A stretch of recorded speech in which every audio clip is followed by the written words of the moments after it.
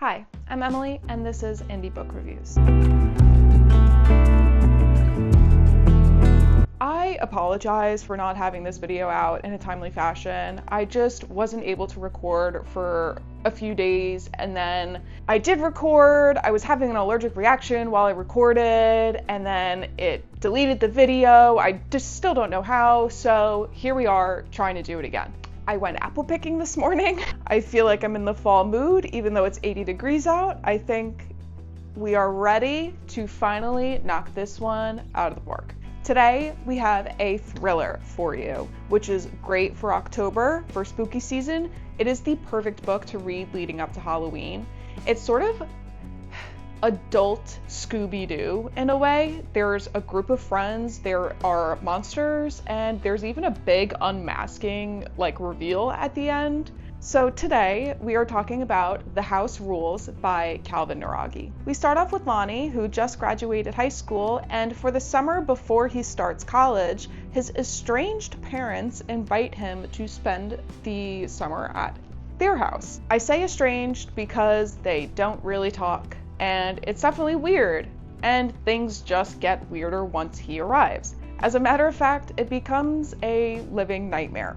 And I'll leave it at that, and we could talk about more individual things as we get into the ratings. So let's start off with writing quality, which I have at a 4.3. It was very easy to read and easy to follow along with. There was great pacing, which does have to do with the plot, but I think it's more of a talent for the author to know what you need in between these big events or when these big events need to happen. So I'm considering that writing quality. I think the best way to explain the writing in this book is that it was very effective for the genre that it is. But Calvin Naraghi's writing style was very effective for putting me on edge, making my heart race, making me wonder what's coming next. This was not a book that I could read while trying to fall asleep. It made me too amped up to relax. It also had really good creative descriptions and similes. I don't have a specific example, but it just very much suited the genre, which I find interesting as somebody who doesn't usually read thriller, mystery, horror, that I can notice the difference in the way that things are written from a romance based on a thriller, just because they're meant to bring the reader such different emotions. So next we have plot at a 4.9. This was an absolutely incredible plot, and I will get more into my favorite specifics in the creativity section because wow. So along with the fact that it was written effectively, I think one thing that made it so easy to follow is that we have our main plot line, which are these trials, the nightmare that Lonnie is living through, and we get sort of these I guess I could call it a sprinkle effect, or you just sort of get a little bit of these important side plots as we go, like his relationships with other people or his parents. And there was such a well thought out backstory that absolutely blew my mind. And while I do have to put that in plot because it does have to do with it, again, I will get more into that when I talk about creativity. The writing starts off sort of creepy in a way that just makes you feel odd, like something's wrong. And then it sort of gets to this fast-paced, high-stakes, heart-racing type feeling that really, really picks up until you get to the end.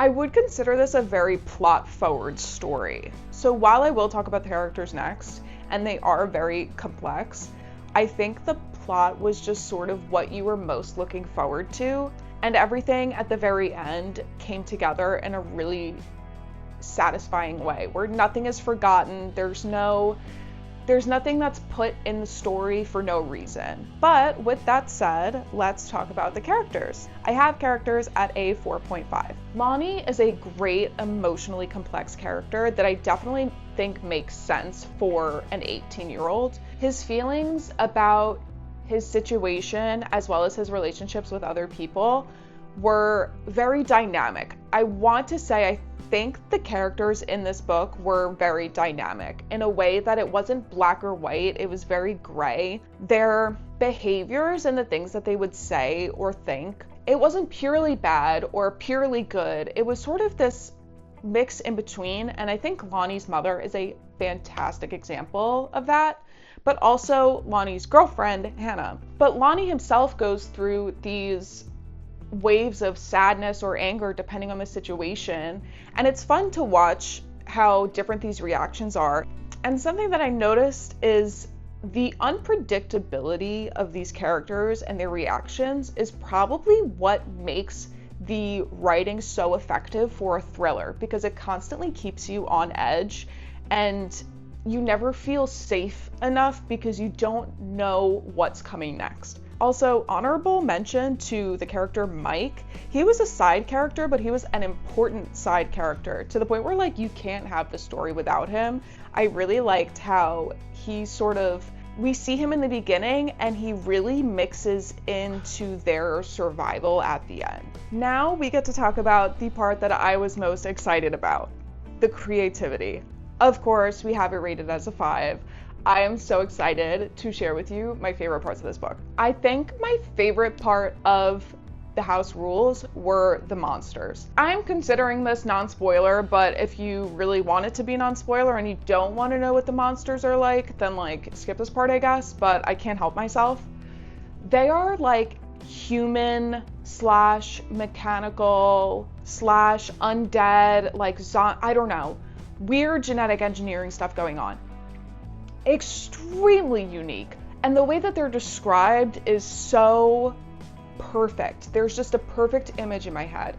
And out of all of the fantasy books that I've read, I mean, I haven't read a lot of thriller or horror or anything, but out of all the fantasy stuff that I read and all these monsters and mystical creatures, I've never seen something like this.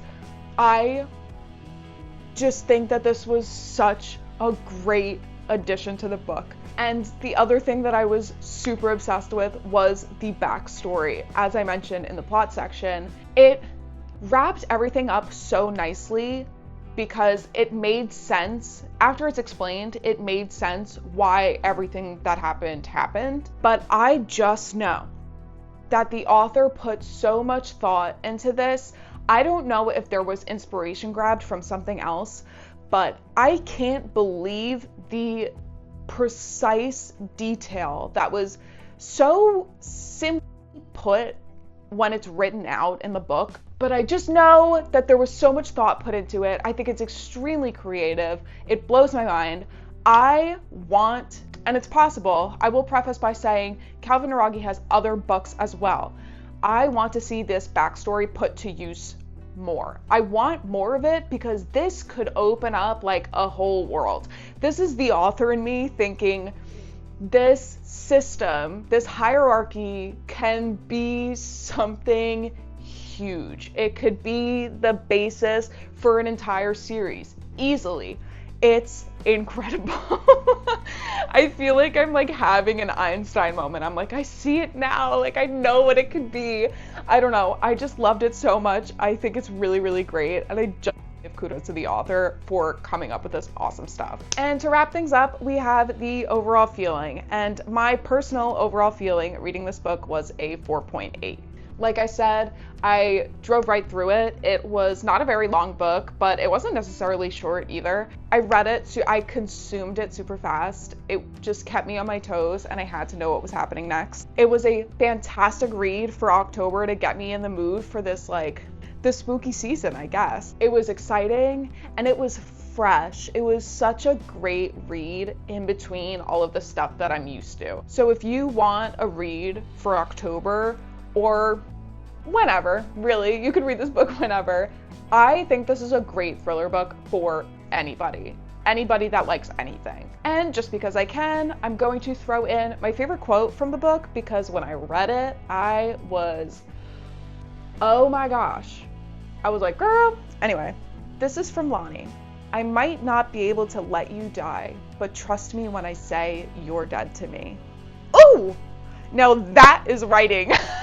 Now that, it's these little lines. That is what I love about writing. And with that, we have our final rating, altogether and averaged. It is a 4.7, The House Rules by Calvin Naraghi. And I'm so glad that I finally got this out and I'm finally able to share it, because I'm really, really, really excited to talk about the stuff that I like really loved about this book. I feel like watching it, you could probably tell when I get to the stuff that was like my favorite. But I don't know, that's what I love about making these videos, is that I get to just like talk about the best parts of these great books. So thank you for watching. I 100% recommend The House Rules by Calvin Naraghi. And if you give this video a like, I would really appreciate it. And also really appreciate it if you subscribed if you haven't already. We are almost at 100 subscribers, which is kind of crazy because I just started this in July and I wasn't sure if anybody was actually gonna watch it. I was kind of just doing it for fun. But 100 subscribers by the end of the year would be super, super awesome. Oh, while I'm at it, there is a giveaway going on. I'm not running it, but my book is a part of it. It is I believe it's 14 books, and it's being picked on November 11th. So you have until then. It's through Instagram, and I will post the link to the post in the description below if you're interested. Anyway, have a wonderful rest of your day and keep reading. Also, PS, a heads up, I won't be able to post on my next scheduled date. I know that I had trouble with this one, doesn't look great, but I will be away and will not have the means to record. But I will be reading in the meantime, so I'm very excited to share my thoughts on whatever I read when I get back.